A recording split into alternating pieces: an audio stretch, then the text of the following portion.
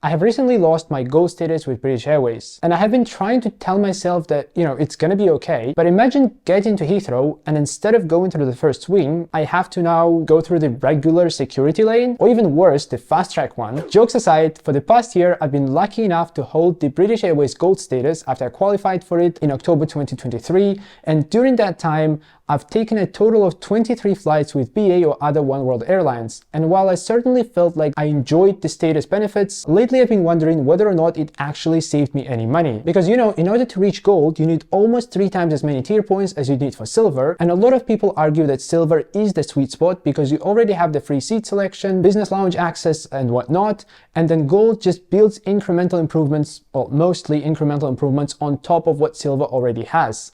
So in today's video, we're going to go over both the popular and more niche benefits of gold. We're going to try and put a price tag on each, and we're going to see how much money exactly I saved, or maybe lost, by reaching and maintaining the top tier status. So if you've been wondering about the value of BA Gold, or have been trying to decide whether to chase it over silver, then let's try and figure this out together. We'll start off with the benefits that both gold and silver share, it's just gold does them a little bit better, and then we'll move on to the benefits that are unique to the gold status. So when you're buying a ticket, one of the first things you're going to do is select your seats. Well, at least it's one of the first things I do, but anyway, British Airways is notorious for charging for seat selection. I mean, a lot of airlines do that, but BA seems to take it to a whole new level due to their ridiculous pricing. For example, you can pay over £60 to select a seat in economy class on a long-haul flight, and that won't even be an extra legroom seat, it's just a regular one for £60+. On the other hand though, this is kind of good for status holders, because when everyone on board, including business class passengers,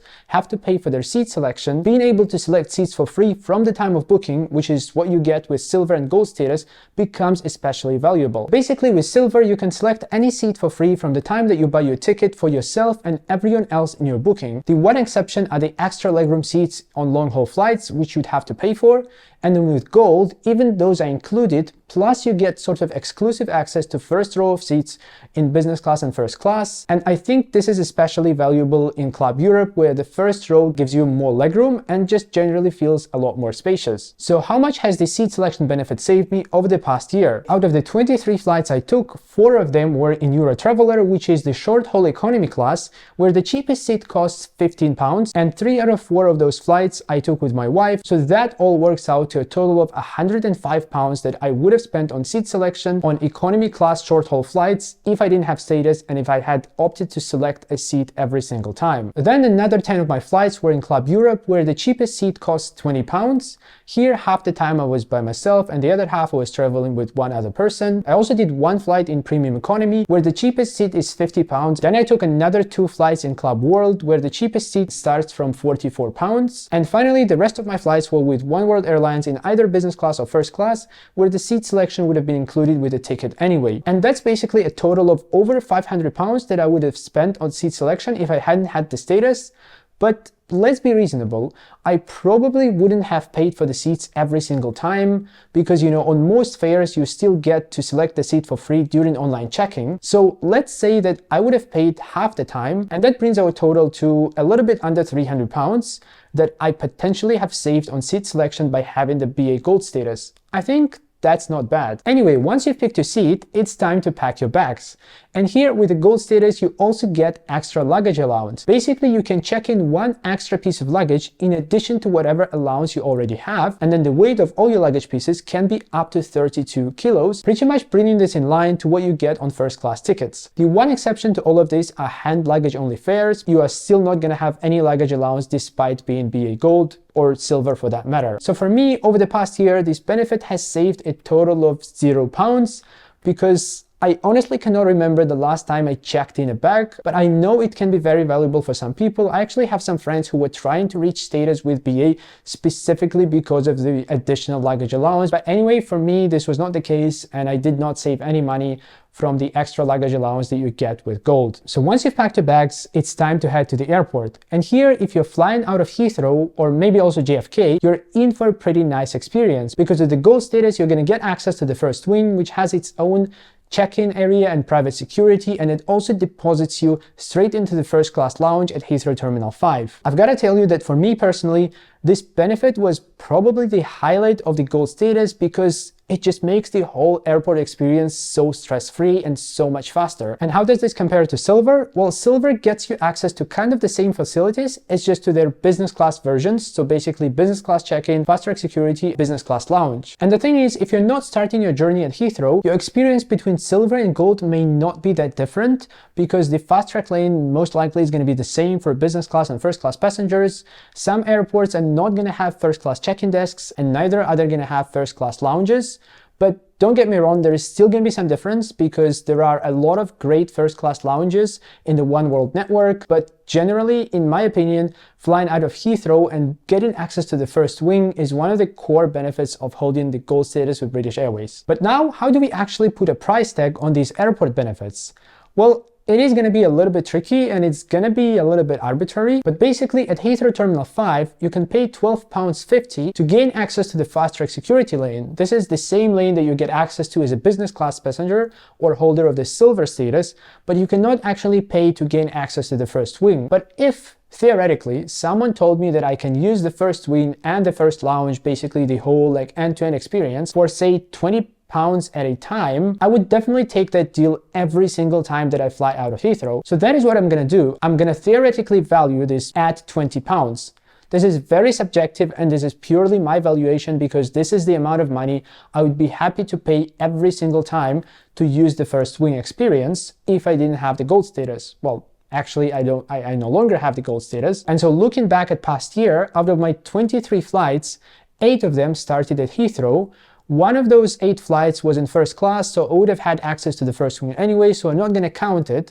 But the rest of the 7 flights, if I could pay £20, I would definitely do that per flight to access the first wing, and that would work out to a total of £140 for that year. So I've now actually got to run to a house viewing, but we'll pick this up as soon as I'm back, or maybe tomorrow, depending on how long it takes. But see you in a bit. Alright, I'm back now, so let's pick up where we left off. So the last shared Gold/Silver benefit that we're going to discuss before moving on to benefits that are specific to the Gold status is the additional Avios that you get on paid flights with British Airways and some One World Alliance partners as well. BA devalued this benefit quite a bit at the end of 2023, especially for Gold cardholders. At the time, I made a dedicated video about this, which I'm going to link to down below in the description. But very briefly, in the past, you used to earn Avios for flights based on the distance of your flight. But now with the new system, you are earning Avios based on how much money you spend on your ticket. And basically it's 6 Avios per every pound spent, excluding airport and government taxes. And then status holders again get a little bit more. So with Bronze, you are getting 7, with Silver it's 8, and with Gold it's 9. So for Gold card holders specifically, this means that you are getting a bonus of 50% over the standard rate of 6 Avios per pound, which is less than the old distance-based bonus, which used to be 100%. To be fair, if your flight is part of a BA holiday booking, then you're still gonna get the old distance-based approach, which can be beneficial for some flights, especially in business class and first class. And I presume this is the case because BA isn't allowed to break out how much the hotel or the car rental part of your holiday costs. So given that and the double tier point promotion, BA holidays might definitely be something to consider. But anyway, how many additional Avios did I earn last year thanks to my Gold status? So out of the 23 flights I took, only 11 were paid flights, the rest of them were Avios redemptions, and those 11 flights earned me a total of 70,500 Avios. If I didn't have any status with BA and I took exactly the same flights, I would have earned slightly above 50,000 Avios.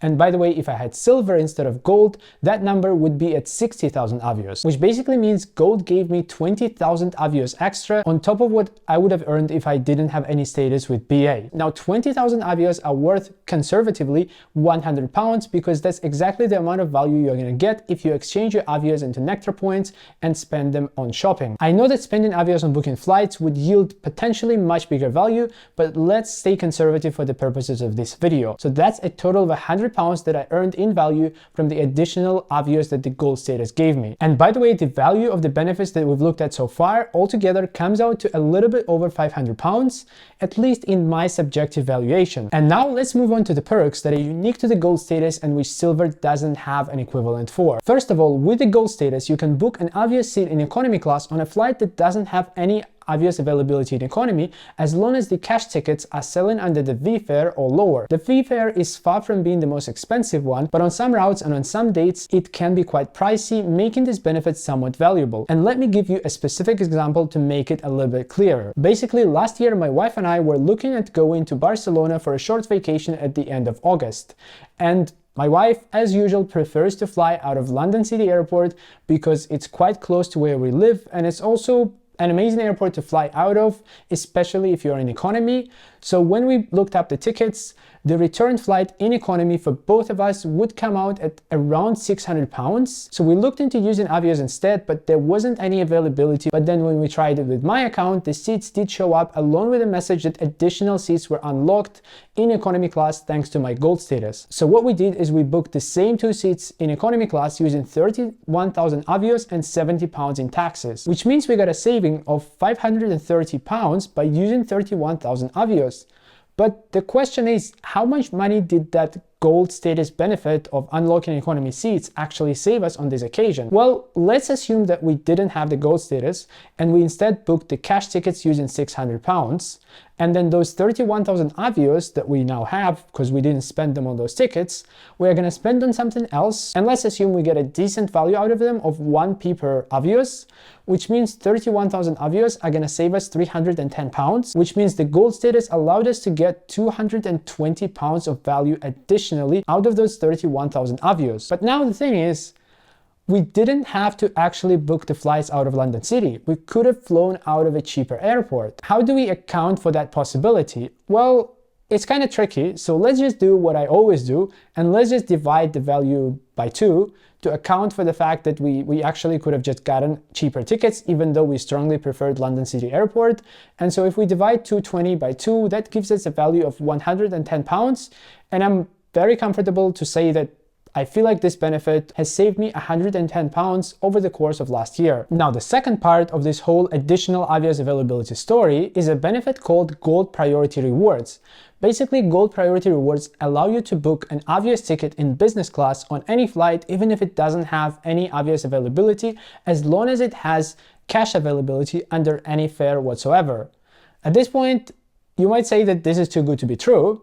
And I'm gonna agree with you because there are 2 major caveats here. First of all, Gold Priority Rewards have to be booked at least 30 days in advance, so you can't really use this thing for truly last-minute bookings. But secondly, and more importantly, the Gold Priority Reward is gonna cost double the number of Avios that you would need to pay for a normal reward ticket. And actually, it gets worse, especially for short-haul flights, because you have to use the minimum cash maximum Avios combination. So for short-haul flights, it means £1 plus a lot of Avios, which makes this benefit kind of hard to justify in most cases, but you can still get value out of it. And again, let me give you an example. So basically, I needed to fly from London to Istanbul on December 22nd of last year, so right before Christmas, and it was also a Friday, and I also wanted to fly in the evening after work. So when I started looking at tickets in November, around a month in advance, they were already selling at around £450, and that was like the cheapest ticket with like no checked-in luggage or anything. So what I did instead is I booked a Gold Priority Reward with BA, and I paid 31,000 Avios, which is double the number of Avios that you need for a ticket to Istanbul on a peak date, plus £1 in cash. How much value did I get out of the Gold Priority Reward? Well, on this occasion, actually 0, because my plans ended up changing. I had to cancel that ticket. And that actually brings me to another benefit of the Gold Priority Rewards, which is they're absolutely free to change and cancel. So that saved me the £1 that I would have lost otherwise. In any case, even though I didn't benefit from this feature of the gold status, I think it goes to show that there are certain use cases when the Gold Priority Reward can come in handy, and specifically those are relatively last-minute flights on peak dates when the cash tickets are like crazy expensive. So that concludes my list of tangible benefits that you get as a BA Gold. But if I sum up all the amounts that we've gone over so far and all the price tags I tried to put on things somewhat arbitrarily at times, it all comes out to a little bit over £600. And if I had silver instead, this number would only be like marginally less by £100 or so. And then obviously the more flights you take, the more the savings figure is going to scale up. and I this year did not fly with BA too much. But overall, when I look back at the year and all those flights, it's not the saving that comes to mind, because I actually didn't notice the saving until I sat down and wrote it all down for the purposes of this video. What does come to mind is how much nicer and more comfortable and just a little bit more premium those flights felt thanks to the gold status. And so the way I see the situation is that silver already gives you all the core benefits like the lounge access, the seat selection, and it's kind of very easy to achieve compared to gold. It's actually almost 3 times as easy to achieve. And in that world, upgrading to gold is not going to give you additional, like a lot of additional savings that you are actually going to notice. But what it's going to do is it's going to just upgrade your travel experience and make it more special and more comfortable. And finally, did I manage to requalify for gold for 1 more year? Well, not really. I still managed to quite easily requalify for silver, so it seems like silver is the status for me right now because I don't need to put in any extra effort to maintain it. Will I miss the gold status? Yeah, I probably will. Do I think it's worth going on like a tier point run just to get gold and just to try it? Well, if you can afford it, absolutely go for it because, well, I mean, that's actually the way I got gold in the first place. I took a tier point run back in September of 2023 because organically I don't fly enough to get gold. And looking back, the tier point run was a very fun experience, followed by an even more fun year of flying with the gold status. So I definitely don't regret it. And by the way, there is one more way to experience pretty much all the benefits of gold and a lot more on top by flying first class with British Airways. If you want to see how that went for me, check out this video here. And if you don't want to pay for first class and instead you're wondering how to earn enough Avios to book a reward ticket in first class, then check out these videos about earning additional Avios. And with that, thank you so much for watching today, and I look forward to seeing you again.